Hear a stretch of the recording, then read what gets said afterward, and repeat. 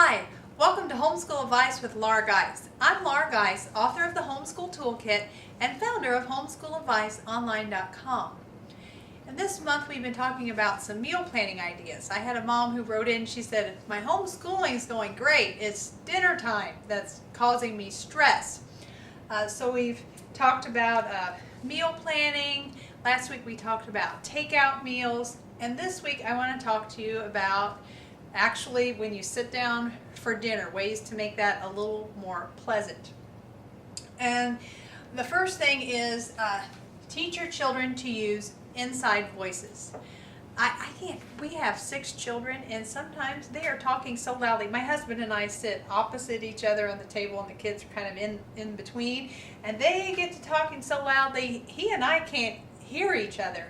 So we really try to stress to them, use your inside voice, when you're dining, and it's especially important if you're out in a restaurant. So inside voices.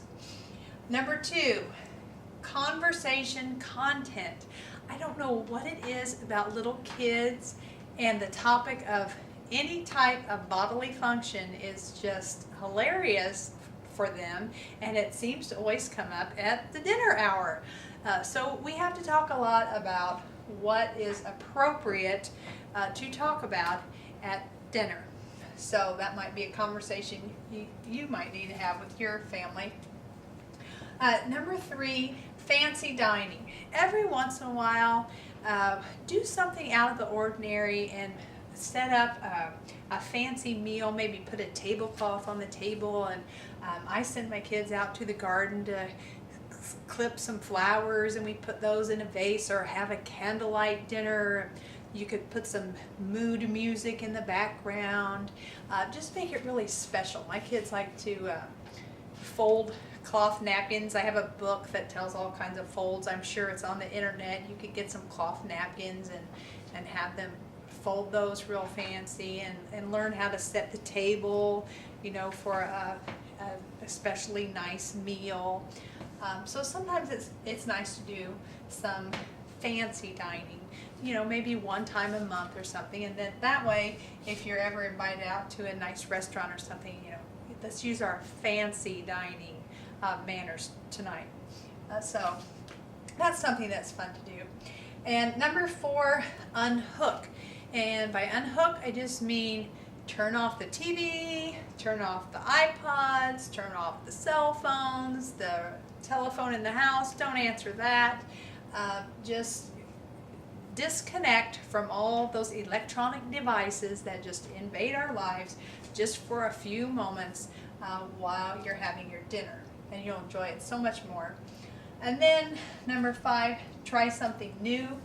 And by that I mean you could try a new venue where you're going to have your meal. Like one day I said to my kids, it was raining and I didn't have anything fancy for lunch. It was like peanut butter and jelly sandwiches, but I said, let's have a picnic in the living room. And so we took our peanut butter and jelly sandwiches in the living room, we spread a quilt on the floor, and they thought that was the greatest meal just because we ate it in a different place. Or you could go on a picnic outside if it's a nice day. Or one time it was around Thanksgiving, and we were watching the Charlie Brown show, Thanksgiving, and I don't know if you've seen that in a while or ever seen it, but Snoopy and Charlie Brown, they're fixing this Thanksgiving dinner, and they fixed popcorn, and they had jelly beans, I think they have pretzel sticks and toast. I think those are the 4 items on the Thanksgiving menu. And so I went to the grocery store and I got jelly beans and I got some bread, and we made toast, and we made this whole Charlie Brown Thanksgiving meal, and we took it in our living room, and we watched Charlie Brown while we ate the jelly beans and the pretzel sticks. And all my kids asked to do that every year. It was just something out of the ordinary. Or you can try some new recipes. That's always fun.